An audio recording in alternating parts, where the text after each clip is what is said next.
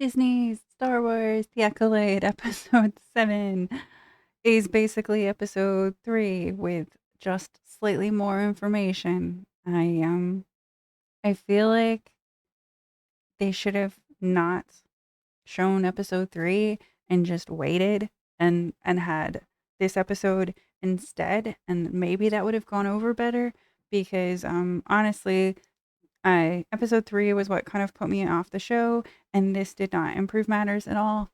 So, the Jedi scouting party was on Brendok 16 years ago. We go back to that same day when like one of the twins lit a former mining facility on fire. Um, yeah. Um, that doesn't make it any better because a mining facility would have had very many safety precautions for controlling fires because you know you don't want I don't know what they were mining for, but you don't want a bunch of fires. Eh, I don't know. I mean, like, to be fair, Star Wars is not really big on their OSHA. There's a lot of like imperial vessels where there will be like big catwalks open to large reactors where people can just fall down them. So okay, maybe maybe that's why it was so explosive that like the oil from a single lantern lighting a single book on fire could cause like explosions in a stone fortress. It's so silly. Um it's So they tried to explain the events that didn't make sense the first time from the perspective of the Jedi, and um, they don't make sense the second time. There's it's not really spoilers because barely anything happens in the show or this episode that didn't happen in episode 3. Um, there was a point where like I don't even want to say it chronologically. Like it just the the episode wasn't very good. There's a point where one of the twins' mothers uh starts to dematerialize into like this cloud of like uh thread. Like I don't know. She dematerializes into the thread and she's starting to like pull one of her daughters in, and Master Soul uh gives her a lightsaber to the gut, and she rematerializes and says, "Oh, I was I was going to let one of my daughters go with you. She wants to be a Jedi." Bleh. Right? Um that was ridiculous, right? They had her showing up as like a strong leader, a leader that was willing to show strength but not necessarily execute strength, right? Because she made decisions that were good for her personally, not for the sake of the coven. Her even having children probably wasn't the best idea for the coven because I don't know that the Jedi would have even intruded uh, were they not training children in the Force, right? But okay, so she was aggressive, right? She mind controlled one of the Jedi party members. Like uh, I don't know, though Torben. I don't know his name. He drank the poison, right? Um, she mind controlled him, and she was an older woman, and there was like I don't know the way they portrayed it. It was some point, it was like slightly like predatory, you know. It was like kind of a mix of like intimidation and seduction, and you know, right what you know, Leslie, right? But she was like, you know, do what I want and you can go home, right? Like, you know, she completely like mentally dominated him, and that was how they portrayed it. But then you know, then they tried to make her sympathetic, um right, like as she lay dying, right? Um, and that's cheap. That's unearned. You can't do things like that. And it be good, right? Like, she never directly told her daughter that, she was gonna let her go, right? There was no indication that that was what was gonna happen. She just says it, right? And, sometimes that works in fiction if there's, like, a buildup or any indicators that that's what's gonna happen, but for a character to act diametrically opposed to their own motivations, is off-putting. You know, it just feels cheap. It's like, "Surprise! I was the hero all along." You know, like, it's just silly. You know, and you can get away with that a little bit, but there's so many other, like, weird choices and mistakes in the show that, you can't really like, it's hard to let them get away with any of them, right? Like, um, so, um so after, like, she actually dies from a lightsaber to the chest, like, it's good that that's happening again because, you know, there was a while where, like, even a lightsaber to the gut wasn't assurance that, the character was, like, out of the story. Um, the, Coral, the Zabrak mom, you know, she's ready for war. Like, she does not want, these Jedi taking her children, and, she, like, is willing to stake their lives on them not leaving, and, so she goads, May into getting mad, and, if you're familiar with Star Wars, you understand that, a force sensitive person who lets their emotions take over their force use tends to err on the dark side.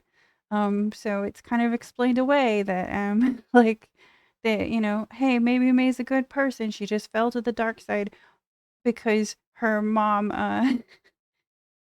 pushed her in a hallway once.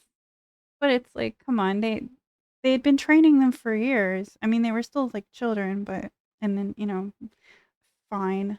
Um So, they don't show her, um, they don't show her fallen, so she's probably coming back in the show. Uh, where's she been for 16 years? Like, if she cared so much about her daughters, why didn't she look either of them up in 16 years? I'm sorry. I hate when fiction does that. So, you know, like, I'm sorry. Like, if you completely abandon your children and live a totally different life, you're not a parent anymore. All right? They don't owe you anything. You know, if your kids have to raise themselves, then you're not the parent. Uh, so, um, so she, the entire rest of the coven, like all the NPCs of the coven, the power of many, right? Like they all are, together channeling to control one party member, uh, Jakara the Wookiee, right? And, they finally show a Wookiee Jedi fighting other Jedi. And, you know, he's fighting Master Torben. Like, it's like, come on, man. Like, why is a Wookiee fighting like a Padawan? Why we do this? And then Carrie Ann Moss drives up. You know, she was like, hey, don't go and start trouble, right? So she shows up and she's just the mom of everything. And, she was like, no, no, come on, witches, knock it out or cut it out. And she like just shuts down them controlling the Wookiee. You know, she just launches in and's like, stop it. And then they all just die. Yeah. She Carrie Ann Moss was able to like mentally disable like and possibly kill 30 force witches with a single you stop it now.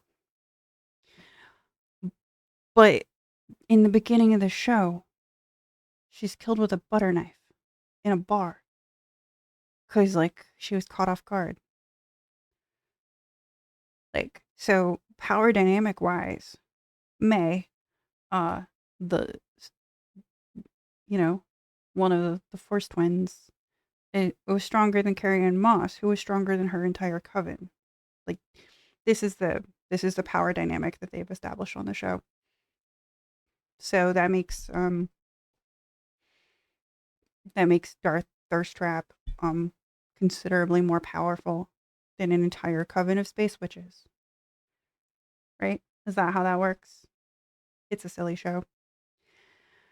The problem with the show is that it's willing to introduce different force abilities that can have long-lasting ramifications with how the established universe that they are messing around in works. And it's a little frustrating that they're willing to bring in characters from canon with no care for the way that the character was established, and bring in different things from lore, right? Like and you know it's like they had the helmets in the previous episode where he could headbutt to disrupt a lightsaber. Um, but then they what Kafar. Um, but then they show him welding it. What is he welding it with? If it's like if you couldn't weld it with a lightsaber, what was in his blowtorch that he could just weld it like in his like little like Sith cave? Like what? I don't know. Maybe he like deactivated the metal's properties so that he could use a torch. I don't. What are like? How is this supposed to work? I mean, like it's it's fine. It's a show. It's fiction. But what is the purpose of setting a story in established fiction, like an established world, with it doesn't matter what the rules are. You just need to follow the rules once you set them up, right? When you are writing a story. Um, but then they're willing to break the rules that were established by better authors, better screenwriters, and they're also willing to break their own rules once they introduce them. And how can you respect something like that? I just I don't know. I found the show really frustrating. Um, I didn't like that we had to replay the same episode from a different perspective when little more perspective was added. Um, like all the only difference is this time they blamed the Jedi's for being there. Previously, they blamed a little girl, right? Um, there are no explanations given why the coven died. Like um, Master Soul killed uh, Osha's mom and then trained her as a Padawan, and never had a conversation with her about that. He let her believe that her sister had killed their mom um, for the years of training. And how is that not a problem?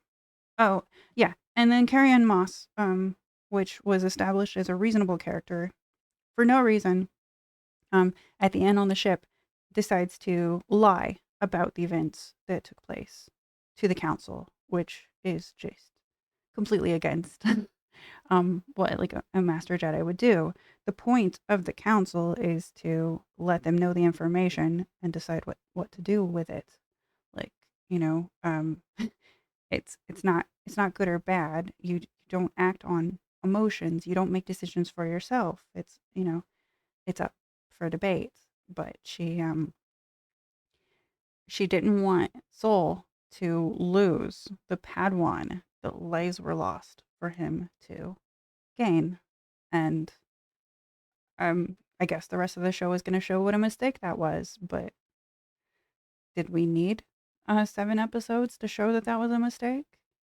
Why have none of them done it so far? Why are there so many establishing shots? Why are there so many characters that are introduced and removed without ever having much of a purpose in the story other than just to be killed off? And I just I don't like the show. um and I don't dislike it for any of the reasons that people like want to say that I dislike it. I dislike it because it's a bad show. It fails on its own merits. And there's plenty of other reasons behind the scenes, and I think that the show being bad is its own problem, and the reasons that it's bad exist but aren't relevant because if they had made a good show, less people would care about the reasons why they didn't make a good show, right? I don't know. There's one episode left of the season. I'm not expecting much out of it. I didn't enjoy a second flashback to the same night. And I don't even know what's next. I suppose it's just going to be another cliffhanger of will they or won't they swap Padawans, right? Like, will Master Soul take on May, and train her at, like as a full blown adult, as some sort of redemption arc or something, or will she just kill him and thus killing the entire party of Jedi that were scouting the planet that she just happened to live on? Or, you know, what I don't know, will she like fight him to the death to get vengeance for her mom? I don't know. I I still don't care about most of the characters. I still haven't been shown a reason to care about any of this. So I don't know. I expect season 2 to just be I I hope there's not a season 2. I don't care enough about the story to want to see more of it. And that's a real shame. I I didn't want this to be negative. I was hoping to, enjoy the good parts and goof at the bad parts, but yeah, I just didn't like it. Um, take care.